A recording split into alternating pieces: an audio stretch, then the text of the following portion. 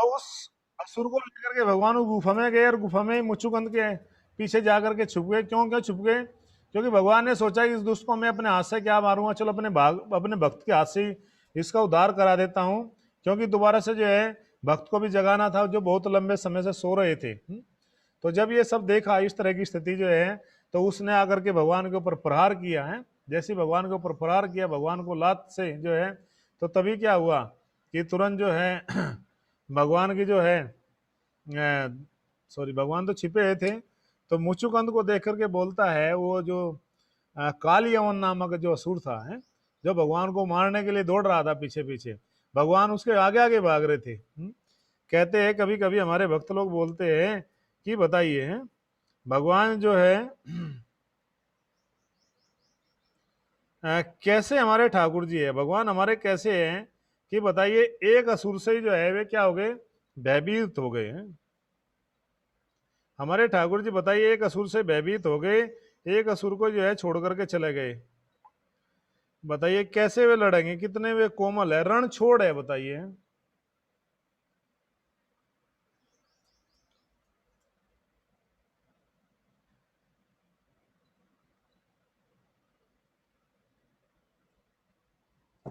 भगवान जो खुद रण छोड़ हो, खुद रण को छोड़ के भागने वाले हो, इतने डरपोक हो, उनकी हम भगवान की पूजा करते हैं। तो भगवान ने पूरा प्लान किया, वहां पर जाकर छिप गए। और जैसे उसने कहा कि अच्छा मेरे डर से यहाँ पर छुप कर लगे लेटा हुआ है, वो पागल इतना था कि उसने इतना बुद्धि का प्रयोग नहीं किया, क्रोध में इतना पागल था कि वो ये नहीं समझ पाया कि ये श्री कृष्ण है। क्योंकि भगवान ने, कृष्णा ने क्या किया था, जो पीताम्बर है भगवान का, जो पटका होता है, वो भगवान ने उतार कर को राजा मुचुकुंद के ऊपर डाल दिया, उनके ऐसे चेहरे पर ढक दिया ताकि वो पहचान ना पाए। वो वैसे ही क्रोध में था, पागल हो रहा था दुश्मन के कारण है कि मैं मार दूं एक पल में भगवान को। तो और भगवान पीछे एक पहाड़ी के जाकर के छिप गए। तो जैसे उसने कहा अच्छा यहाँ छिप करके मेरे से कोई नहीं बचा सकता, तुम जो है छलिया हो, आज मैं तुम्हारा वध करके रहूंगा कृष्णा, तुम्हें केवल और केवल तुम मुझसे मैं बचा सकता हूं, लेकिन मैं भी नहीं बचाऊंगा आज। और जैसे ही दबा करके जो है अपने पैरों का प्रहार किया, दबा करके लात मारी, किनको, जो सोए राजा मुचुकुंद थे उनके, बहुत तेज जो है गर्जना हुई। और गर्जना के साथ में जैसे ही उनकी नींद टूटी है, जो लाखों वर्षों से सो रहे थे उस गुफा के अंदर, उस गुफा के अंदर भगवान के जो भक्त जो सो रहा था, लाखों वर्षों से वरदान मिला था कि तुम लंबे समय तक जो है सोते रहो, जब तक तुम्हें कोई नहीं जगाएगा, और जो जगाएगा वो एक्सीडेंटली मारा जाएगा। तो जैसे ही उन्होंने देखा और उनका जो है सर हिलाया और जो है गर्दन उठाई और आंख खोली, आंख खोलते ही तुरंत जिस तरह से पेट्रोल में आग लग जाती है, फायर ब्रिगेड में आग लगती है ना, फायर जो होता है बहुत तेज ब्लास्ट होता है पेट्रोल में, इस तरह से देखते ही आंखों से बहुत तेज क्या निकली, जो है चिंगारी निकली। और चिंगारी निकलते ही जो काल यवन जो मारने के लिए आया था वो पूरा ब्लास्ट होकर के गिर गया, पूरा जल करके राख हो गया। चलिए वापसी आते कथा में। तो इस प्रकार से जो है प्रहलाद को बताया कि बेटा तुमने कौन सी शिक्षा ली। तो प्रहलाद ने कहा कि ये पिताजी, ये अंधा कुआं है, ये मृत्यु का है, इसको छोड़ करके चले जाओ। जैसे कि बोलते हैं ना मौत का कुआं, एक खेल होता था पहले मौत का कुआं, उसमें साइकिल वाला ऐसे घूमता है और उसके पीछे एक लड़की बैठी रहती है, वो भी ऐसे ही घूमती है। लेकिन उसमें शर्तें होती है, अगर बाइक जरा से भी डिसबैलेंस हो गई तो ऊपर से नीचे गिरेगा और दोनों मर जाएंगे। बोले हरे कृष्ण। ऐसा क्यों करना पड़ता है? क्योंकि पैसा कमाना पड़ता है। तो इस प्रकार से जो है क्या हुआ, तभी जो है पूरा आग लग गई उसमें और वो मर गया। अब प्रहलाद महाराज जी इसी बात को कहते हैं कि पिताश्री, ये जीवन किसी काम का नहीं है, जीवन नष्ट हो जाएगा, जीवन बेकार है, लेकिन इसका लाभ उठाया जा सकता है अपनी मति को सती करके, अपनी मति को कृष्ण में लगा करके।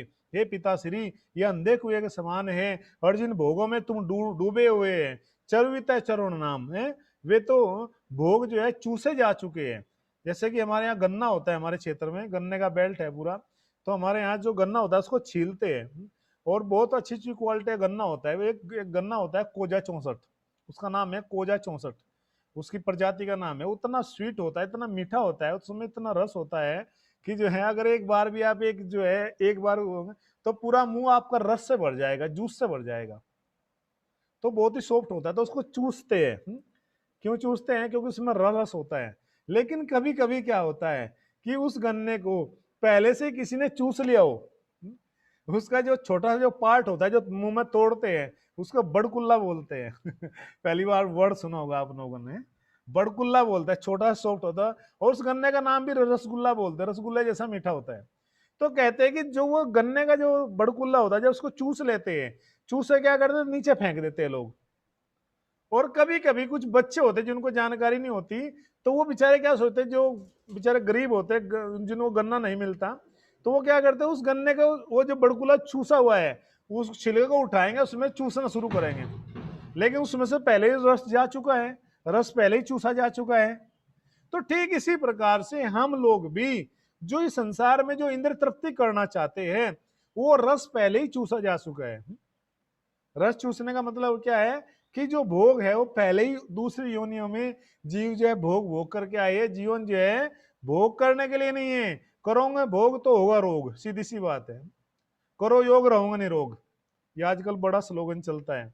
तो इस तरह से जो है ये मानव जीवन मिला है। पूछें किसके लिए मिला है? मानव जीवन मिला है दिव्य तपस्या उठाने के लिए। अभी जो है जड़ भरत जी की जो कथा आएगी, भरत महाराज के जो पिता है कौन, ऋषभ देव जी, वो अपने पुत्रों को सबसे पहले यही शिक्षा देंगे, दिव्यम पुत्र का है, हे मेरे पुत्रों दिव्य तपस्या करो। 100 पुत्र होते हैं कि जाओ बेटा छोड़ो घर बार चलो हरिद्वार से। अपने पिता की शिक्षा प्राप्त करते ही क्या पिताजी कहते हैं कि बेटा संसार में कोई सुख नहीं है, दिव्य तपस्या करो। कौन सी दिव्य तपस्या करो? अगर जो भौतिक तपस्या करो कुछ लोग भी मिलेगा, तो वो केवल क्या, कितना लोग हो सकता है? कहते हैं कि वो सुख तो कुत्ते बिल्लियों को मिलने वाला है, कुकर सुकर को भी सुलभ है संसार में, बल्कि कुत्ते और सुअर को ज्यादा सुलभ है चीजें, क्योंकि उनकी योनि वही है, हमारी योनि नहीं है वो। तो कहते पिताजी ये भोग भोगने के लिए जीवन नहीं मिला है, आपको तपस्या करनी चाहिए और जाकर घर बार छोड़ करके अब आपको जंगलों में चला जाना चाहिए। अब जब इतनी बात सुनी हिरण्यकश्यपु ने, बोला छोटा मुंह बड़ी बात, औकात से बढ़कर के बात करता है। जिस पिता के सामने लोगों की हिम्मत नहीं होती बोलने की, तू मेरा बेटा नहीं है, तू सपोला है। हालांकि इंद्र ने भी नाम सपोला ही दिया था, लेकिन यहाँ पर हिरण्यकश्यप कह रहा है तू भी तू सपोला है, और कहता है कि तुम मेरे शरीर का गला हुआ अंग हो। क्या है? मेरे शरीर का गला हुआ अंग हो। और कहते हैं जिस प्रकार से यदि शरीर का कोई अंग गल जाए, सड़ जाए, कोई शरीर में क्या बीमारी लग जाए, शरीर का अंग गल जाता है पूरा है बेकार, तो उससे क्या डर रहता है कि इस पूरे शरीर को गला देगा। तो क्या करता है डॉक्टर, उसको चीरा लगा दे, उसको काट देता है। कभी कभी किसी का पैर खराब होता है तो उससे वो फैल जाती है टेटनस, एक टेटनस ही होती है शायद, ये सर नो, एक टेटेनस नाम की एक वो होती है बीमारी, उसका इंजेक्शन भी आता है। लेकिन गांव में कभी कभी यदि वो इस इंजेक्शन को न लो, जैसे कि कोई हाथ कटा किसी का लोहे से, लोहे से ज्यादा होता है आयरन से ही, और यदि टेटेनस का इंजेक्शन उसने नहीं लिया तो वो पूरा शरीर गलना शुरू हो जाता है, वो जो वायरस है पूरे शरीर में फैलने लगता है, तो उसको काटना पड़ता है उस हाथ को। एक बार क्या हुआ कि कोई डॉक्टर के पास में गया, छोटी सी हंसी की बात याद आ गई।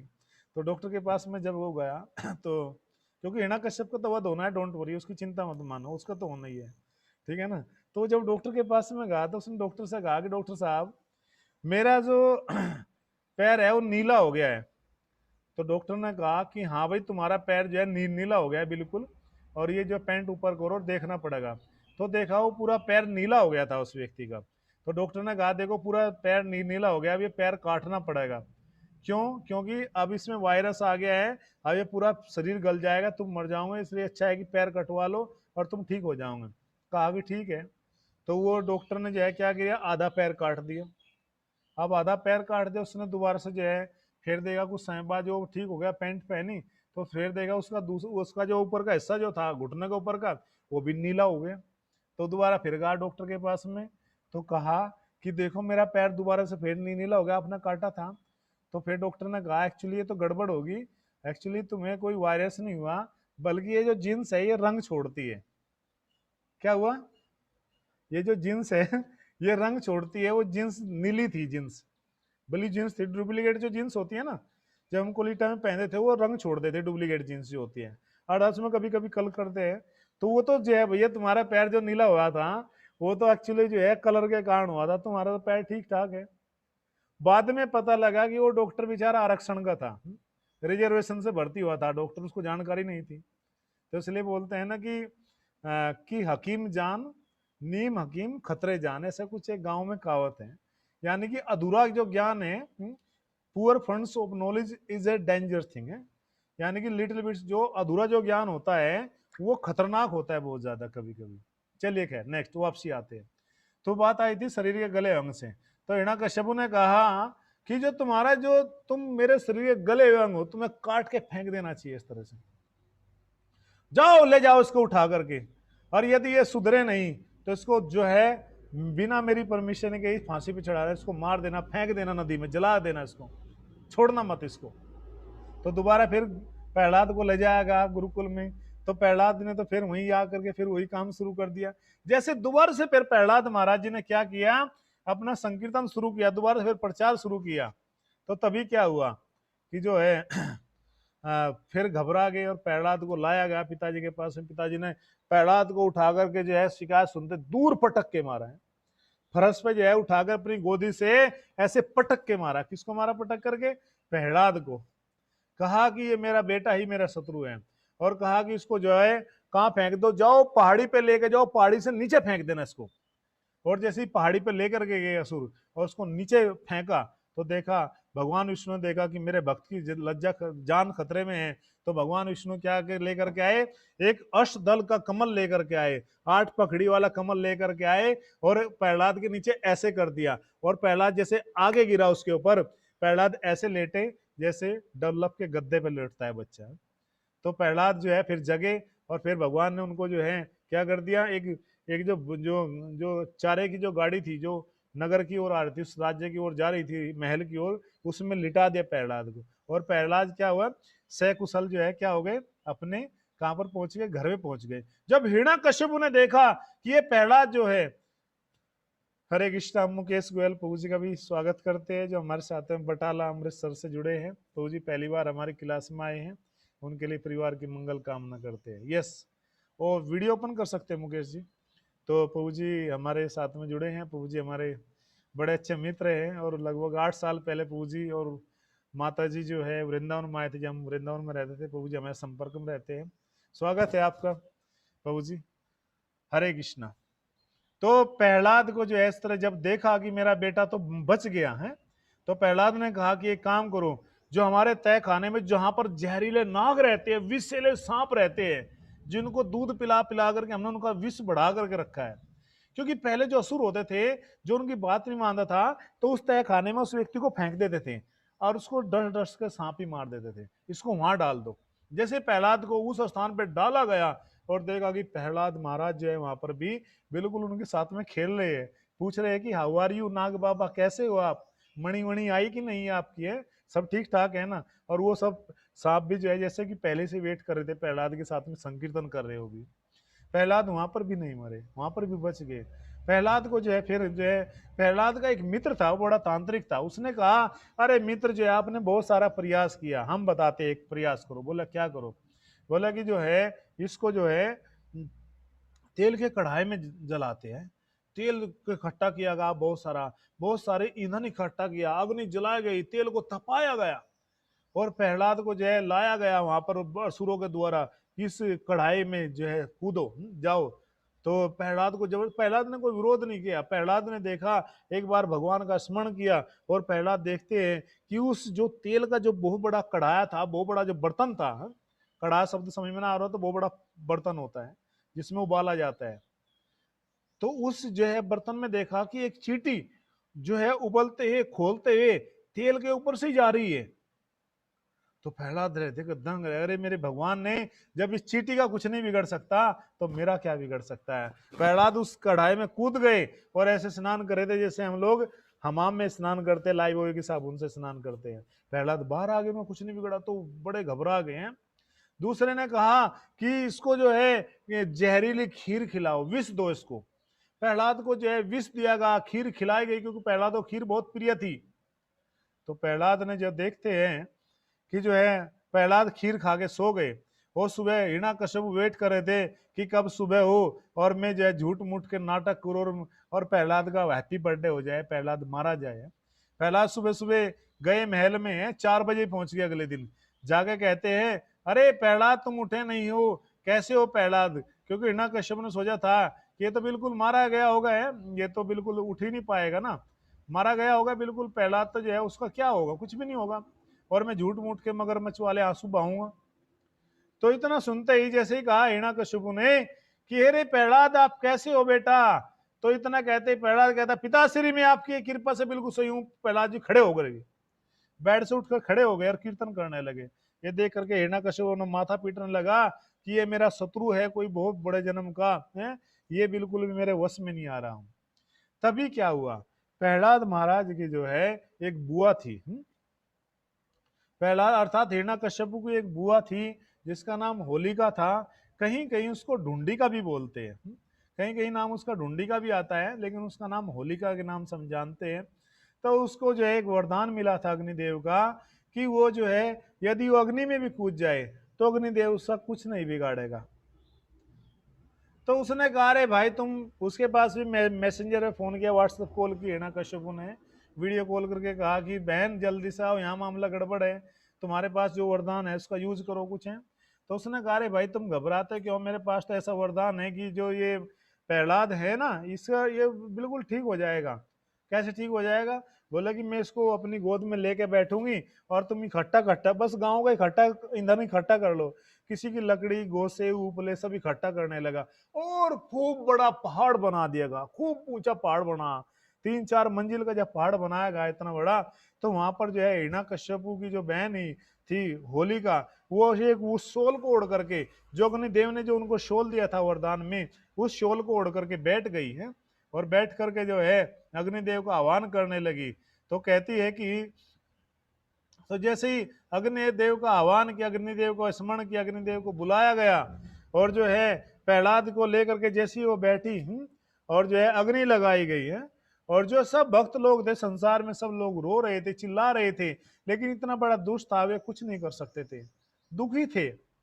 तो जब इस प्रकार से जो है वे चिल्ला रहे थे, सब लोग रो रहे थे, प्रहलाद महाराज के इस वीर को देख रहे थे कि प्रहलाद एक भक्त संसार में आया है, उसका भी आज हत्या हो रही है, उसको मारा जा रहा है, उसका मर्डर किया जा रहा है ब्रूटली, निर्दयता पूर्वक जो है, इस प्रकार से जो है सब लोग रो रहे थे, लेकिन किसी की हिम्मत नहीं थी कि हिरण्यकश्यप के सामने आ जाए, प्रजा तो प्रजा ही होती है।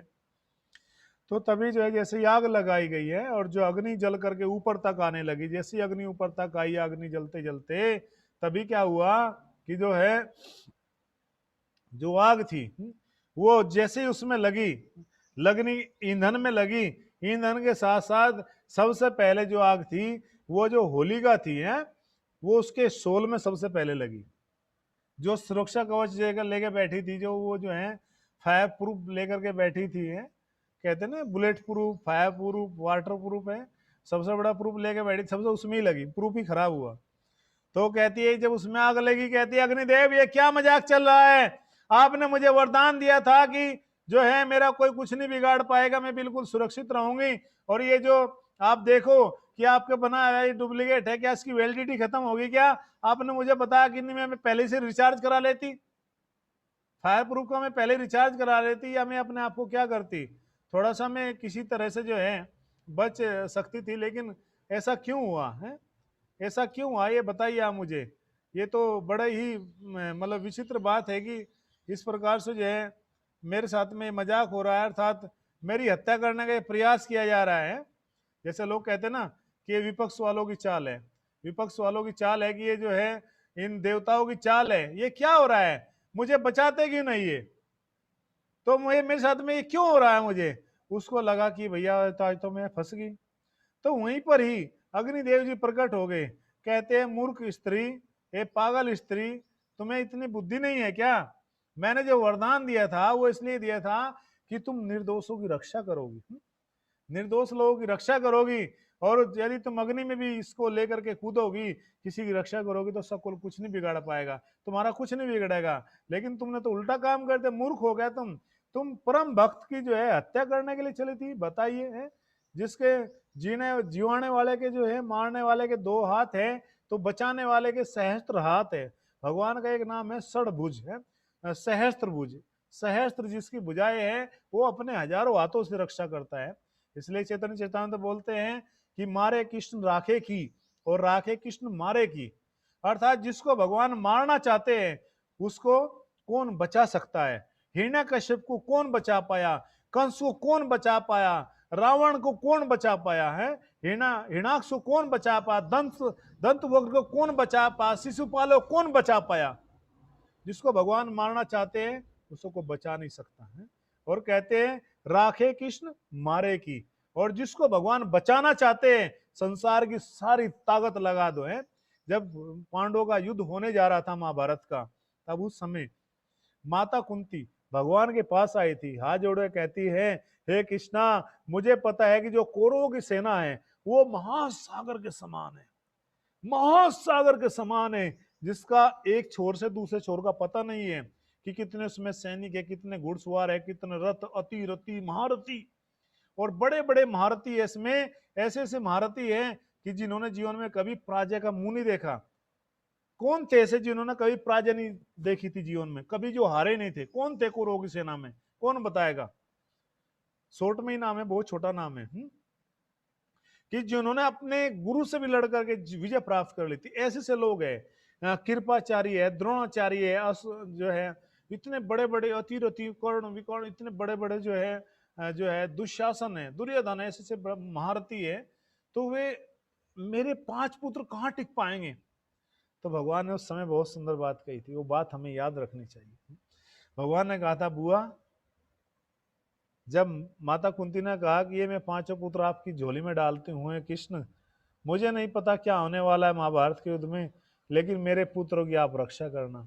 तो भगवान ने कहा था कि माता कुंती आप घबराइए मत, आपने आज मुझे 5 पुत्र दिए है ना, तो मैं पूरे संसार की ईंट से ईंट बजा दूंगा।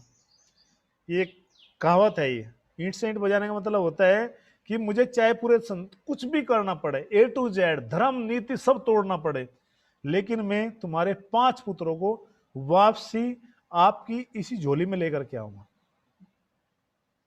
तो जिसको भगवान बचाना चाहते हैं उसका कोई बाल बांका ना कर सके, बाल बांका ना कर सके उसका, चाहे जग बैरी हुए, चाहे पूरा संसार बैरी हो जाए। तो यहाँ पर जो है जैसे आग लगी, अग्निदेव ने कहा कि अब तुम खुद भुगतो। जैसे अग्नि में जलने लगी, और क्या कहते हैं संत कि हाड़ जले जैसे लाकड़ी और केस जले जैसे घास घास है, कि हाड़ ऐसे जल रहे थे उसके, किसके, बुआ होलिका के, कि जैसे लकड़ी जलती है, जो सूखी लकड़ी जलती है, चंदन की लकड़ी जलती है, सांग और सालवान की लकड़ी जलती है। ये बहुत सुंदर लकड़ी होती है सांग सालवान। चंदन की लकड़ी में बताते हैं किसी को चंदन की लकड़ी में जलाया जाता है तो बहुत भाग्यशाली होता है, लेकिन हम ऐसा संत कहते हैं कि भाग्यशाली वो होता है कि जो भजन ले करते हैं शरीर छोड़ता है, क्योंकि चंदन की लकड़ी में जलाओ आत्मा तो वही निकल के जानी है, उससे कोई लाभ नहीं होने वाला है। कहते हैं कि जो है कि मरना विदेश का भला जहां अपना ना हो कोई, मरना विदेश का भला जहां अपना ना हो कोई, और मांस खाए जिनावरा नित महोत्सव हो। इसलिए व्यक्ति को, संतों को जब भी शरीर छोड़े तो परिवार के बीच में कभी शरीर ना छोड़े, हमेशा विदेश में शरीर छोड़े, बाहर छोड़े, घर से बाहर। विदेश का मतलब ये नहीं कि अमेरिका जाना पड़ेगा, नहीं नहीं, मतलब घर से बाहर छोड़ना चाहिए शरीर, क्योंकि मरते समय परिवार के लोग रहेंगे, देखो रे दादाजी तुम्हारी छोटी बेटी आई है, नाना आया है, खोका आया है, बेटा कहेगा पापा जी वो एटीएम का नंबर तो बता दो, वो एटीएम का बता दो, वो पैसे बता दो, किसको कितने दे रहे के, कहाँ कौन से लोकर में है। और तभी यमदूत आ जाए जो भैया वो बता ना पाए और वो पैसे याद रहे, और पैसे याद करते करते मर चला जाए बूढ़ा, तो भैया अगले जन्म में तो सांप बनना पड़ेगा, तो गड़बड़ हो जाएगी। अर्थात परिवार के लोग ही डुबो देंगे लुटिया, इसलिए परिवार के बीच में नहीं रहना चाहिए अंतिम समय में। शास्त्र कह रहे हैं, कहते कि मांस खाए जिनावरा, क्या जरूरत है कि कोई हमें चंदन की लकड़ी में जलाएगा। भले ही गिद्ध जो है 3 गति शरीर की होती है, ये तो इसको जानवर इस मांस को खा लेंगे या फिर जमीन में दबाएंगे, तो जो है इसको जो है कर्मी नामक की कीड़ा होता है शरीर से निकलता है, मिट्टी के अंदर से कीड़ा निकलता है। जब जो शरीर दब जाते हैं, डेड बॉडी जो दबाई जाती है नीचे मिट्टी में, एक कर्मी कीड़ा निकलता है शरीर के अंदर, ये कीड़ा होता है, वो फिर इस शरीर को खा लेता है, केवल हड्डियां बचती है। या फिर तीसरी गति होती है, इसको जलाते हैं लोग। 3 ही तो गति है भाई जीवों के द्वारा है, कैसे भी। लेकिन कहते हैं कि, तो यहाँ पर जो है कहते हैं कि हाड़ जले जैसे लाकड़ी और केस जले जैसे घास, जो बाल तैसे जल रहे थे जैसे घास जलता हो। और कहते हैं कि सोने जैसी बुआ जल गई, कोई ना आया पास। हिरण्यकश्यपु भी अपनी बहन की रक्षा नहीं कर पाया अग्नि में जलने से। और जब इस प्रकार से जो है पूरी अग्नि लग गई, सब कुछ नष्ट हो गया, भक्तों ने सोचा कि प्रहलाद तो चले गए हैं। लेकिन दूसरे ही दिन है सुबह के समय प्रहलाद महाराज जी फिर उसमें से जो है क्या हुए, प्रकट हुए। किसमें से? उस राख में से निकले, राख के ढेर में से। जब राख के ढेर में से इस प्रकार से निकले प्रहलाद जी, तो तभी क्या हुआ, तुरंत जो है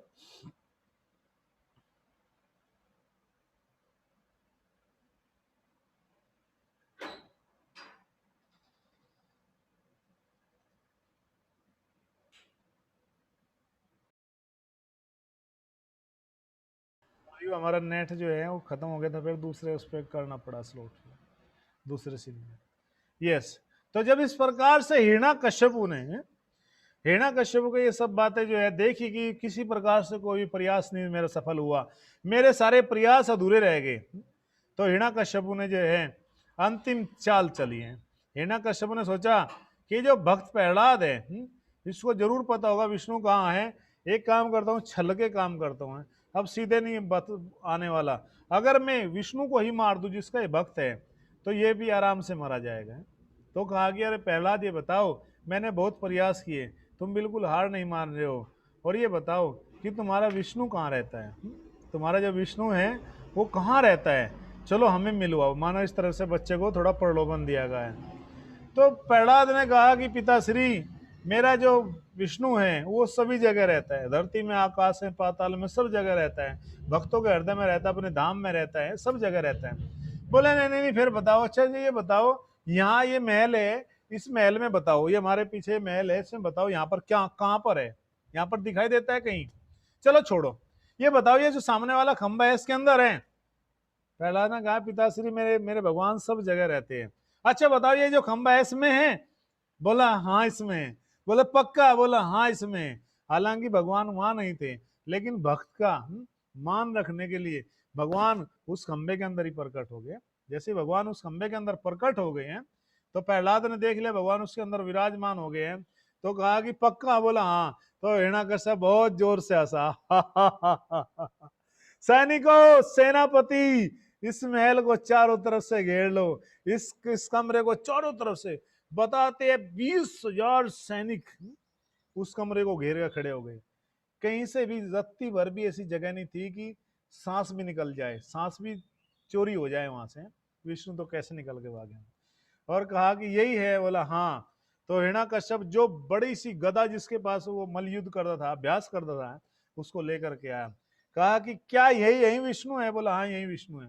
तो प्रहलाद जी ऐसे भाव में खड़े थे, और हिरण्यकश्यप ने बहुत जोर से प्रहार किया।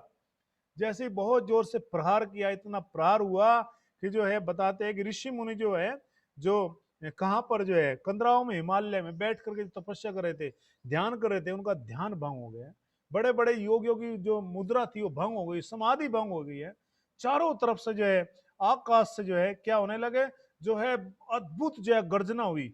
और ये जो गर्जना है ये आपके प्रतिलोक को भेद करके, सरलोक को भेद करके ब्रह्मलोक तक पहुंच गई है। इतनी भयानक जो गर्जना हुई, उस गर्जना को देख करके जो वो खंबा जो टूटा, और इतना भयानक गुंजार हुई कि वो जो सैनिक थे वो भी जो है अपना स्थान बदल गए, वो भी सब के सब नीचे जमीन पे गिर गए। इतना भयानक गर्जना हुई, लेकिन प्रहलाद महाराज जैसे ही खड़े रहे। और जैसे हिरण्यकश्यपु ने देखा कि उस खंबे से जो जो खंबा टूटा, जो, और उसमें से देखा कि बड़ा अद्भुत जो धुआं निकला, और धुएं के अंदर देखा कि एक अद्भुत व्यक्ति खड़ा हुआ है। क्या देखा कि जो उसका सर है वो मानव का है, लेकिन जो उसका मुख है वो शेर का है। बोले नरसिंहदेव भगवान की। तो नरसिंहदेव भगवान जब प्रकट हुए, क्या करने के लिए? मैं भक्त के दिखाने के लिए कि मैं कहां से प्रकट होता हूं। तो इस प्रकार से भगवान ने हिरण्यकश्यप को देखा, हिरण्यकश्यप ने भगवान को देखा, और जैसे ही भगवान को प्रहार किया, भगवान ने जो गदा को ऐसे झुठला दिया, दूसरा प्रहार किया, तो भगवान ने एक चांटा मारा बहुत खींच करके, चांटा पूरी तरह से छप गया। जैसे ही हिरण्यकश्यप ने कहा सैनिकों घेर लो, तो भगवान ने अपने सहस्त्र हस्तों से हजारों हजारों हाथों से उन सैनिकों को कुछ नहीं करना पड़ा भगवान को, हत्या नहीं, बस ऐसे अपने नाखूनों से उन सबकी बॉडी को चीर दिया। उन सब जितने भी सैनिक थे केवल एक बार ऐसे हाथ घुमाना पड़ा, वो एक ही बार में खल्लास हो गए, पूरे शरीर को जो है छील दिया, पूरे शरीर को काट के फेंक दिया, टुकड़े टुकड़े हो गए लंबे लंबे नाखूनों के द्वारा। और फिर हिरण्याकश्यप और भगवान का जो युद्ध हुआ है, देवता लोग आकाश में देख रहे थे, और साथ ही साथ माता लक्ष्मी भी देख रही थी है कि एक बार माता लक्ष्मी के मन में आया था मेरे पिता इतना, मेरे पति का विष्णु का जो शरीर है बहुत कोमल है, अंगराग लगा रही थी भगवान के चरणों पे। कहा कि अगर देवता असुरों से युद्ध होने लगा तो जो है ये कैसे जीतेंगे। तो आज वो भी देख रही, वो कहानी अलग है, कभी बताएंगे। तो जो है आज वो भी देख रही है, कह रही कि है तो मेरे पति लेकिन ऐसा रूप मैंने कभी नहीं देखा है। और इस प्रकार से बड़ा युद्ध हुआ, युद्ध होने के पश्चात हिरण्याकश्यप वार कर रहे हैं। एक बार ऐसा लगा कि हिरण्याकश्यप, क्योंकि भगवान ने जो है, क्यों हिरण्याकश्यप को, क्योंकि भगवान ने देखा यही व्यक्ति ऐसा है, भगवान के शरीर में थोड़ी खुजली हो रही थी, भगवान ने सोचा चलो थोड़ा सा जो है युद्ध कर लेते हैं, थोड़ा सा जो है स्वाद लेते हैं युद्ध का, वीर रस का आनंद लेते हैं। तो इस प्रकार से जब चलता रहा तो भगवान थोड़ा सा नीचे हुए तो देवता सब लोग घबरा गए, कहीं असुर जो है भगवान को न मार दे, क्या होगा। सब लोग इस तरह चिल्लाने लगे, चारों तरफ जो है सभी लोगों में जो है त्राहिमाम मच गया कि देखो इतना बड़ा जो असुर है भगवान को मारने के लिए आज पूरी योजना बनाई है। तो लेकिन भगवान ने जो है एक ही पल में जो है पासे को पलटा, फिर सोचा कि चलो अब इसका खेल खत्म करते हैं। तो भगवान ने ऐसे हाथ किया, ऐसे हाथ किया तो दूर जाके गिरा, और दो झांटे मारे, दो झापट ऐसे मारे खींच खींच करके। हिरण्याकश्यप का जो है जो बैलेंस था, जो बुद्धि थी, वो घूमने लगी है बहुत तेज स्पीड में। तो जब इस प्रकार से हिरण्याकश्यप की ऐसी हालत देखी तो भगवान ने दो थप्पड़ और मारे और उसको उठा करके पकड़ लिया, और पकड़ करके जो है अपने जो है जंघाव पर डाल लिया। अब हिरण्याकश्यप से कहते हैं कि मैं तुम्हें मारूंगा, तुम्हारा हैप्पी बर्थडे होगा।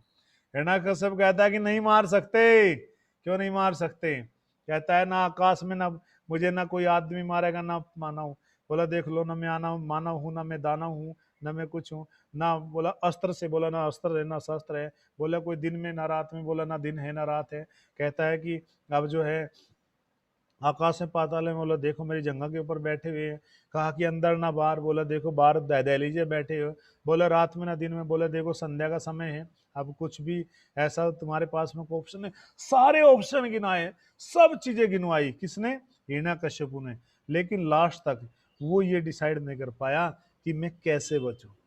फिर भगवान ने देखा कि अब इस जो है दुष्ट का क्या करना पड़ेगा, काम जो है पूरा कर देते। भगवान ने जो है फिर उस दुष्ट को जो है क्या कर दिया जो है, और अपने तेज नाखूनों के द्वारा, अपने तेज नाखूनों के द्वारा भगवान ने जो है उसके जो है उसको डाला इस तरह से, और तेज नाखूनों के द्वारा उसको पेट को इस तरह फाड़ दिया, विदीर्ण करना दलिता हिरण्याकश्यपु जो है इस प्रकार से जो है तनु भृंगम बिल्कुल पीस दिया। और जो है इतना क्रोध भगवान को आ रहा था कि भगवान ने हत्या करने बाद में भी उसको जो है क्या किया, सारी आंतड़ी पहन ली, उसकी आंतें निकाल करके पहन ली भगवान ने, माला के जैसे। भगवान का क्रोध शांत नहीं होता। ब्रह्मा जी ने देखा कि अगर भगवान का इस तरह से और क्रोध बढ़ता रहा, क्रोध अगर बढ़ता गया, शांत नहीं हुआ, तो मेरी बनाई हुई सृष्टि का ताज हैप्पी बर्थडे हो जाएगा। हिरण्याकश्यप मरे ना मरे, लेकिन सृष्टि जरूर नष्ट हो जाएगी मेरी। तो लेकिन ब्रह्मा जी की हिम्मत नहीं हुई भगवान के पास जाने के लिए। लक्ष्मी जिनके स्वयं पति हैं उनकी भी हिम्मत नहीं हो रही थी। इंद्र चंद्र वरुण सूर्य किसी की हिम्मत नहीं हुई थी। तो फिर देवताओं ने सोचा कि भगवान ने जो अवतार लिया है किससे कारण लिया है? ये इस भक्त प्रहलाद के कारण लिया है, इस बालक के कारण लिया है। फिर प्रहलाद को जब बहुत सुंदर तरीके से समझाते हैं, कहते हैं कि हे प्रहलाद, अब आप जो है जाइए, भगवान की स्तुति गाई है। तो भगवान के सामने जाकर प्रहलाद में माला डालते हैं भगवान को, और तब क्या बोलते हैं? नमस्ते नरसिंहाय प्रहलाद लाद दायिने हिरण्यकाशिपूर्वक्षः शिलटङ्कालखालाय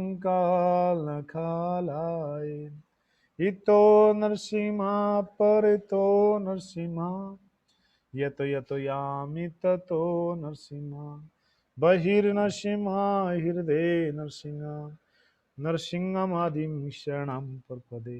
कहता है कि मैं यतो यामी, जहां जहां मैं देखता हूँ, ततो नरसिंह, वहां नरसिंह देखता हूँ। कहाँ देखता हूँ? बहिर नरसिंहा, बाहर भी नरसिंह देव आपका दर्शन करता हूं मैं। हृदय नरसिंहा, अंदर हृदय में भी आपका दर्शन करता हूं। आपके शरणम प्रपदे, इसलिए मैं आपकी शरण ग्रहण करता हूं। प्रहलाद महाराज ने बहुत सुंदर स्तुति गाई तो भगवान ने जो है प्रेम दिखाया और प्रहलाद को चाटना शुरू किया है, उसने जीवा से प्रहलाद को चाटना शुरू किया। इस प्रकार से जय फिर देवता स्तुति गाई, इस प्रकार से भगवान ने जो है क्या किया, अपने भक्त प्रहलाद की रक्षा की और ये साबित किया पूरे जगत में कि किस प्रकार से भगवान अपने भक्तों की रक्षा करते हैं। खुदा खुद ही करता है अपने बंदों की रखवाली, नया भोजन नया बिस्तर नया सब कुछ नया पानी। अर्थात भगवान अपनी व्यवस्था